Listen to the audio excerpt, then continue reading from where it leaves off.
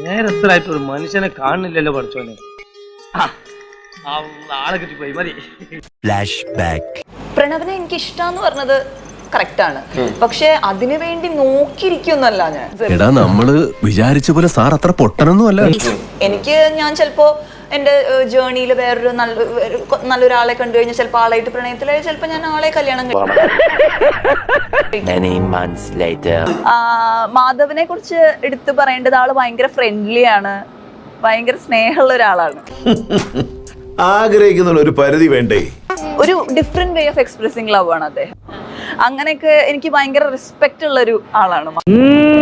മനസ്സിലായി കണ്ടപ്പോ തന്നെ പെട്ടെന്ന് എന്തോ കണക്ട് ആയിട്ട് ഓക്കെ എന്നാ ഇയാളെ തന്നെ മതി എന്ന് പറഞ്ഞിട്ട് അവനെ പറഞ്ഞു വിട്, പോക്ക് കേസാണ്.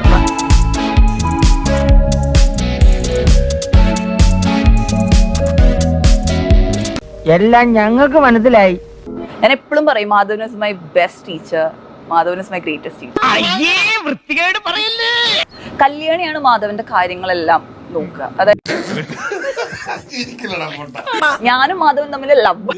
പൊട്ടന്ന ലോക പൊട്ടനാണ്, പൊട്ടന്ന ലോക പൊട്ടൻ. ഞാൻ ഇടയ്ക്കൊക്കെ ഇങ്ങനെ മാധു ഇങ്ങനെ തളർന്നു വീണ പോലെ കാണിക്കുക. അവനങ്ങനെയല്ലേ മാധവൻ, വെറുതെ കാണിക്കണ്ട എന്നുള്ള പോലെ. അവന്റെ അഭിനയമാണെങ്കിൽ അവനൊരു അവാർഡ് കൊടുക്കേണ്ടി വരും. മാധവനും അഗ്രസീവ് ആയാൽ നമുക്ക് പേടിയാവും. ചില സമയത്ത് ഈശ്വരാന്ന് തോന്നും. ഇഷ്ടപ്പെട്ടെങ്കിൽ ലൈക്ക് ചെയ്യണം, കമന്റ് ചെയ്യണം.